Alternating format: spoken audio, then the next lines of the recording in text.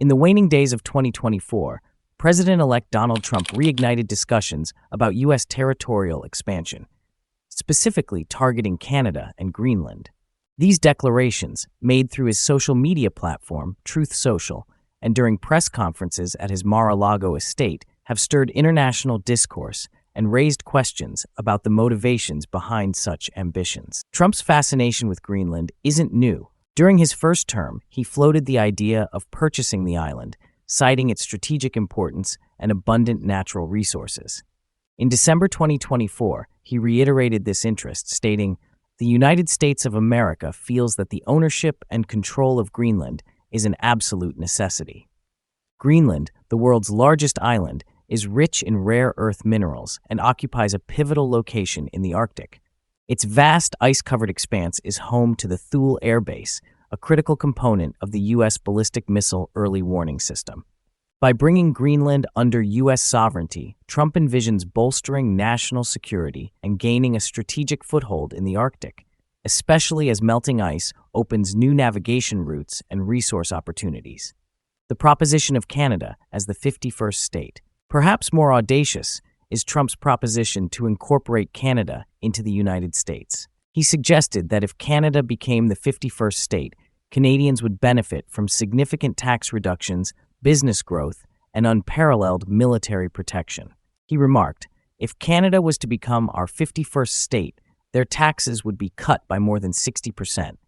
Their businesses would immediately double in size, and they would be militarily protected like no other country anywhere in the world."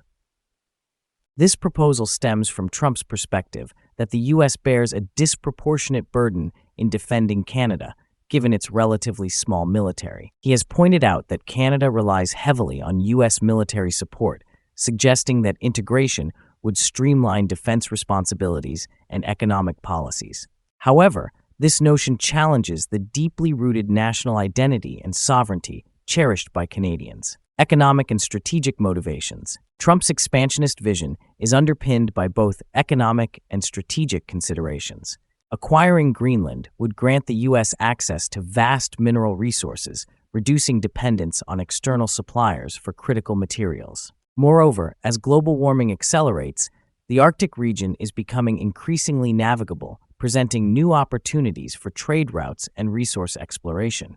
Control over Greenland would position the U.S. advantageously in this emerging frontier. In the case of Canada, integration could lead to the creation of a unified North American market, eliminating trade barriers and fostering economic growth. Trump has previously criticized trade agreements with Canada, asserting that the U.S. faces trade deficits and unfavorable terms. By incorporating Canada, he envisions rectifying these imbalances and consolidating economic policies under a single governance structure. Trump's declarations have elicited measured responses from international leaders. Greenland's Prime Minister, Muti Biegay, reaffirmed the island's autonomy, stating, "We are not for sale, and we will not be for sale." Similarly, Danish officials have emphasized Greenland's self-governing status and their commitment to its sovereignty. In Canada, the notion of becoming a U.S. state has been met with skepticism and resistance. Former Prime Minister Justin Trudeau dismissed the idea, underscoring Canada's distinct national identity and the unlikelihood of such a union.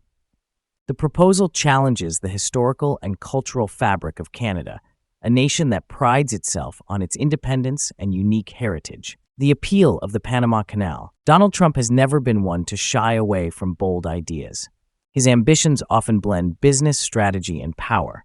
Among his most surprising declarations is his interest in the Panama Canal also. While his earlier presidency focused on America First policies, the Panama Canal seems to fit into a broader vision of re-establishing U.S. dominance in key global choke points. But why would Trump fixate on this waterway? What makes it so appealing to him? To understand, we need to dive into the canal's history, its strategic importance, and how it ties into Trump's larger worldview. The Panama Canal, completed in 1914, is one of the most impressive engineering feats in history. Built to connect the Atlantic and Pacific Oceans, it drastically reduced shipping times and costs, making global trade more efficient. Initially controlled by the United States, the canal was handed over to Panama in 1999 as part of the Torrijos-Carter treaties. This transfer symbolized a shift in U.S. foreign policy, one that valued diplomacy over direct control. For Trump, however, the canal represents more than just a historical relic. He sees it as a missed opportunity. During a rally in 2024, he said, "We built it, we controlled it, and we gave it away." Can you believe that? One of the most valuable pieces of real estate in the world, and we just handed it over. Disgraceful. His tone reflected his broader frustration with what he perceives as America's retreat from global leadership. At his core, Trump is a businessman. The Panama Canal generates billions of dollars annually through tolls as it facilitates the passage of thousands of ships carrying goods across the globe. In 2022 alone, it generated over $3 billion in revenue.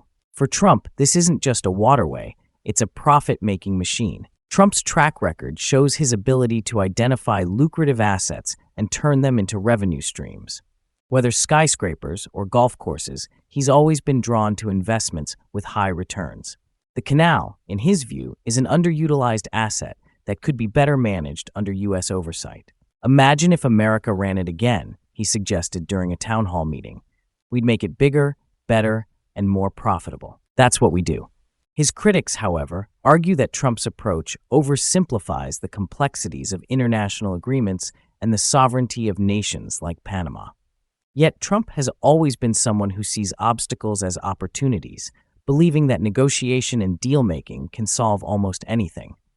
Strategic control and military advantage. Beyond the financial allure, Trump's interest in the Panama Canal also stems from its strategic significance. The canal is a critical artery for global trade, with around 6% of the world's maritime commerce passing through it. For the United States, it holds even greater importance. Many U.S. military and commercial vessels rely on the canal to navigate between oceans quickly. Trump has repeatedly voiced concerns about growing Chinese influence in the region. In recent years, Chinese companies have invested heavily in Latin America, including ports and infrastructure near the canal. This has led Trump to label the situation a national security risk. "China is moving in on our backyard," he warned during a campaign rally. "We can't let them control something so vital to us. We need to take back control." Trump's stance aligns with his broader foreign policy strategy, which often prioritizes countering China's global ambitions. During his presidency, he imposed tariffs, restricted Chinese tech companies, and pushed back against Beijing's Belt and Road Initiative. The Panama Canal fits neatly into this narrative as another battleground in the U.S.-China rivalry. If Trump were to pursue control of the Panama Canal, how would he go about it? While he hasn't outlined specific plans, his previous strategies offer some clues, though. Trump has often used a combination of economic pressure, negotiation, and public rhetoric to achieve his goals. For instance, during trade disputes with Mexico and Canada, he leveraged tariffs to push for a renegotiation of NAFTA, resulting in the USMCA agreement. In the case of the canal, Trump might propose a new partnership with Panama, offering financial incentives or infrastructure investments in exchange for shared control. Alternatively, he could push for U.S. companies to play a more significant role in the canal's operations, framing it as a win-win for both nations.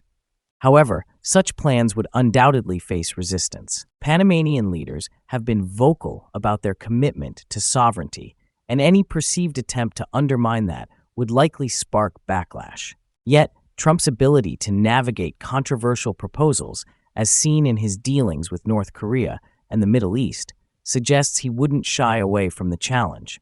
During his speeches, he often references the canal as an example of what the U.S. can achieve when it sets its mind to something. "The Panama Canal is proof that America can do anything," he declared at a rally. "It's time we remember that and start acting like it again." By focusing on the canal, Trump taps into a broader narrative about reclaiming lost greatness and restoring America's position as a global leader. It's a message that has defined much of his political career and continues to drive his ambitions. Donald Trump has always portrayed himself as a master of business and economics, with a sharp eye for recognizing profitable opportunities. His latest ambitions to acquire Canada, Greenland, and potentially control the Panama Canal fit perfectly into his broader vision of economic dominance. Trump has repeatedly emphasized the importance of economic growth, energy independence, and reducing reliance on foreign nations. From his early days as a real estate mogul to his time as president, Trump has built his reputation on economic strategies that emphasize profit, resource acquisition, and self-sufficiency. One of his most quoted lines is, "I know deals better than anyone." This mindset doesn't just apply to buildings and businesses, it extends to geopolitics. Trump views countries and territories much like assets in a portfolio, each offering unique benefits that can boost the United States' economic standing. When discussing Canada and Greenland, Trump often frames them as untapped economic gold mines. He has pointed out their natural resources, strategic locations, and potential for infrastructure development. Trump's belief in leveraging such assets isn't just a passing comment, it's rooted in his broader strategy to governance. During his presidency, he renegotiated trade deals, withdrew from agreements he deemed unfavorable, and consistently pushed for policies that prioritized U.S. economic growth. Greenland holds a unique place in Trump's vision due to its vast, untapped resources.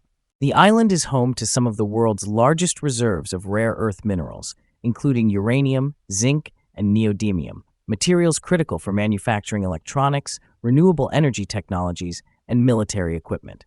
With China dominating the global rare earth market, Trump sees Greenland as an opportunity to reduce U.S. dependence on foreign suppliers. During a rally in 2024, Trump declared, "Why should we rely on China for materials we can get ourselves? Greenland is the answer." His statement highlights his focus on securing long-term resource independence. Trump's interest in Greenland also ties into his push for Arctic development. Melting ice caps have opened new shipping routes and revealed previously inaccessible resources. Trump's economic motivations are clear. Owning Greenland would give the U.S. a dominant position in the Arctic, ensuring access to these lucrative opportunities. Additionally, Trump's fascination with Greenland reflects his admiration for bold infrastructure projects. He has often praised the construction of the Panama Canal and the Alaskan oil pipeline as examples of American ingenuity. Acquiring Greenland would allow Trump to leave a similar legacy, potentially through the development of mining operations, energy facilities, and Arctic trade hubs. Similarly, Canada, with its vast natural resources and economic potential, represents another key piece of Trump's economic puzzle. The country is rich in oil, natural gas, timber, and minerals, all of which Trump has championed as vital to America's energy independence. He has frequently criticized U.S. reliance on foreign oil, even though Canada has been a stable energy partner. By incorporating Canada into the U.S., Trump believes he could streamline resource extraction and reduce energy costs. In an interview, Trump said, "Canada has what we need: oil, gas, and timber. Why shouldn't we work closer together? It's common sense." This sentiment aligns with his broader approach to economic integration. Trump's focus isn't just on resources, he also sees Canada as a valuable market for U.S. goods. By removing trade barriers and consolidating economic policies, he envisions creating a unified North American market that benefits both countries. Moreover, Trump has often pointed to Canada's healthcare system as an example of inefficiency. He has suggested that integrating Canada into the U.S. would bring economic reforms, reducing costs for citizens on both sides of the border. While this proposal has faced significant pushback from Canadian leaders and citizens, the Panama Canal, on the other hand, is a cornerstone of global trade, generating billions of dollars annually through tolls. For Trump, this represents a missed economic opportunity. He has argued that the U.S., having built the canal, should still benefit from its revenue. "We built it, we paid for it, and now someone else is cashing the checks," Trump lamented during a town hall. Trump's interest in the canal isn't just reclaiming revenue, it's also about reducing shipping costs for American businesses. Controlling the canal would allow the U.S. to prioritize domestic shipping needs and negotiate better terms for international trade. Trump's economic motivations here are clear. By leveraging the canal's revenue and strategic importance, he aims to strengthen America's position in the global economy. Reducing trade deficits. One of Trump's most consistent talking points has been the U.S. trade deficit. During his presidency, he imposed tariffs on countries like China and renegotiated trade agreements to address what he perceived as unfair practices. Acquiring Canada, Greenland, or the Panama Canal fits into this narrative by reducing America's reliance on external trade partners. Trump believes that controlling these territories would allow the U.S. to produce more goods domestically, reduce imports, and boost exports. For example, Greenland's rare earth minerals could support U.S. manufacturing industries, while Canada's energy resources could eliminate the need for oil imports from the Middle East. These changes, in Trump's view, would create jobs, increase GDP, and reduce the trade deficit. At the heart of Trump's ambitions lies a desire to cement his legacy as a transformative leader. He often compares himself to historical figures like Andrew Jackson and Theodore Roosevelt, who expanded U.S. territory and influence. By acquiring Canada, Greenland, or control of the Panama Canal, Trump believes he would secure his place in history as a president who reshaped America's economic future. During a campaign speech in late 2024, Trump said, "People will remember me as the president who made America richer, stronger, and more independent than ever before." These territories are part of that vision. His confidence reflects his unwavering belief in his economic strategies, even when they face criticism. While Trump's economic motivations are clear, his proposals face significant challenges. Acquiring territories like Canada and Greenland would require complex negotiations, public approval, and international cooperation. Critics argue that these ambitions risk alienating allies and creating unnecessary tensions. Additionally, Trump's focus on resource extraction has raised concerns about environmental impacts. Activists have pointed out that mining operations in Greenland or increased oil production in Canada could harm fragile ecosystems. Balancing economic growth with sustainability will be a critical challenge for any leader pursuing such goals. These territories represent untapped opportunities to strengthen the U.S. economy, reduce reliance on foreign nations, and secure a dominant position in global trade. While his proposals face significant hurdles, they reflect Trump's ability to think big and challenge conventional norms. Whether or not these ambitions are realized, they show his determination to prioritize America's economic future and leave a lasting impact on the nation's history. Trump's geopolitical vision. Trump's focus on the Arctic, the Americas, and global choke points like the Panama Canal is rooted in his belief that geography can shape the future of power. To fully understand Trump's intentions, we must examine his geopolitical philosophy, his emphasis on territorial control, and how his plans connect to America's role on the global stage. The Arctic, a new frontier for power. Greenland is the centerpiece of Trump's Arctic ambitions. During his presidency, he referred to Greenland as prime real estate and a very strategic location. While his comments often sparked controversy, they were grounded in a strategic understanding of the Arctic's growing importance. The Arctic is rapidly becoming a geopolitical hotspot due to climate change. Melting ice caps are opening new shipping routes, shortening travel times between Asia, Europe, and North America.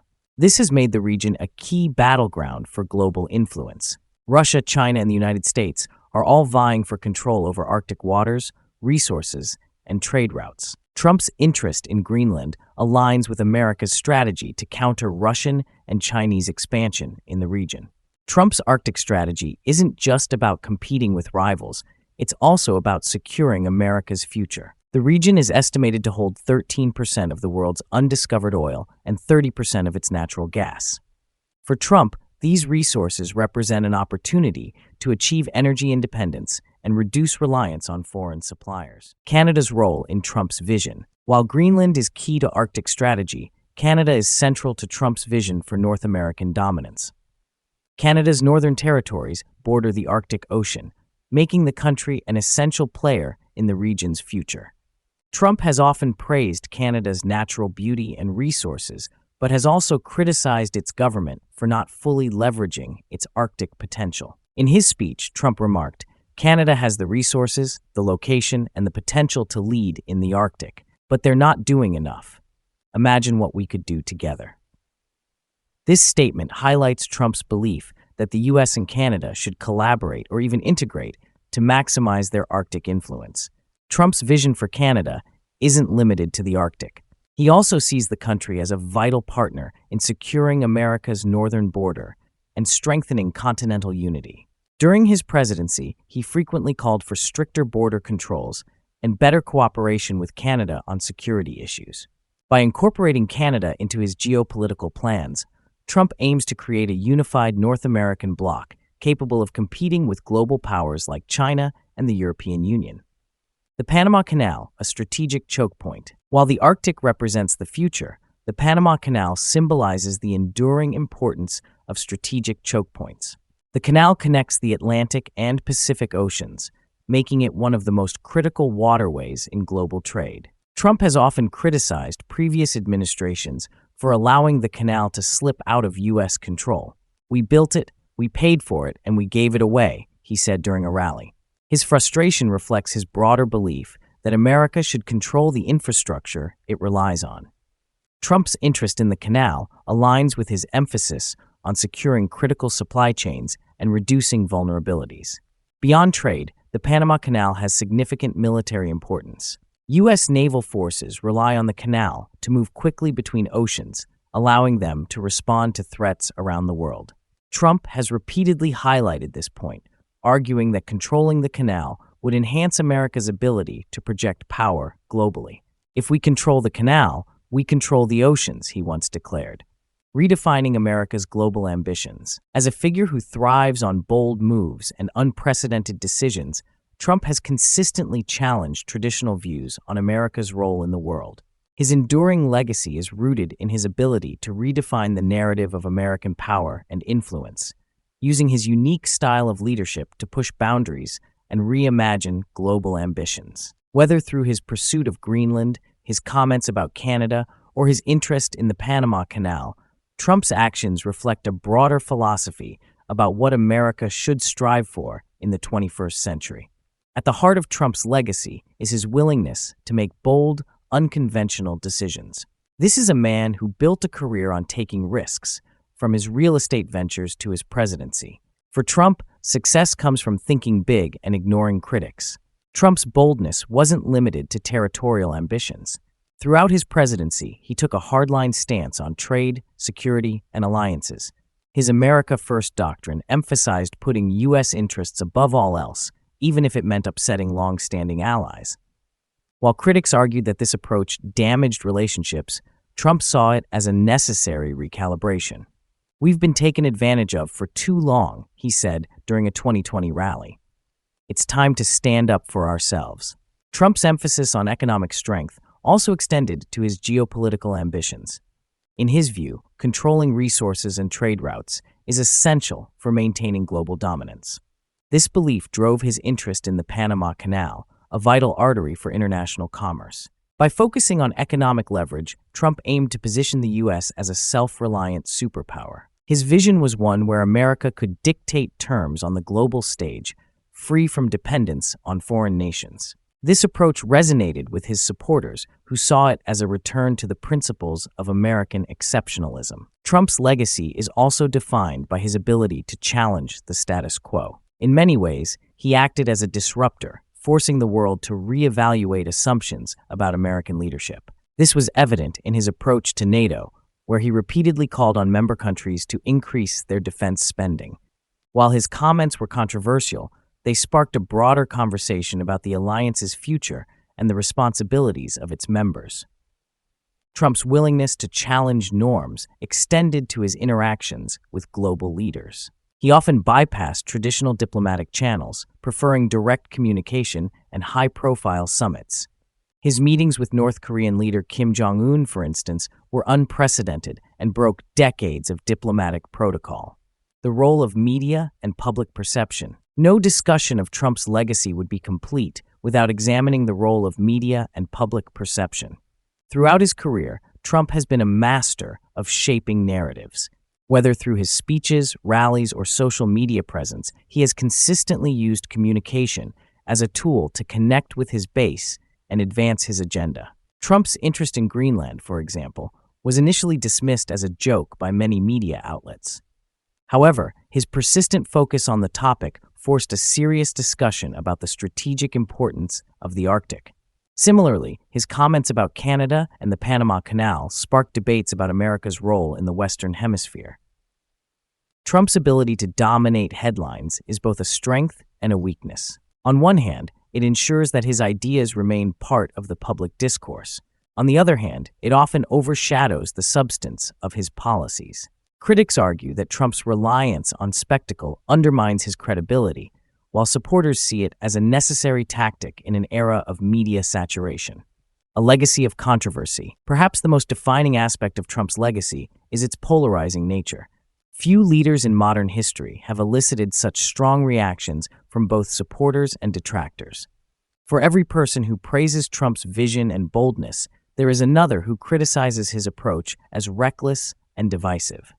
While some view his interest in Greenland, Canada, and the Panama Canal as forward-thinking, others see it as impractical or imperialistic. The debate over Trump's legacy is unlikely to be resolved anytime soon, as opinions about his presidency remain deeply divided. Donald Trump's enduring legacy lies in his ability to redefine America's global ambitions. Through his bold moves, economic focus, and willingness to challenge norms, he has reshaped the way the U.S. approaches power and influence. While his methods are often controversial, they reflect a deep belief in America's potential to lead on the world stage. Trump's legacy is not just about what he achieved, it's about the conversations he started and the ideas he championed. Whether it's the Arctic, the Americas, or strategic choke points like the Panama Canal, Trump has forced the world to think differently about the future of geopolitics. In doing so, he has cemented his place as one of the most influential and polarizing figures in modern history. What do you think? Do you think Donald Trump will get what he wants? Please leave your comments. We always love hearing from you. Don't forget to like, subscribe, and hit the bell icon for more exciting videos.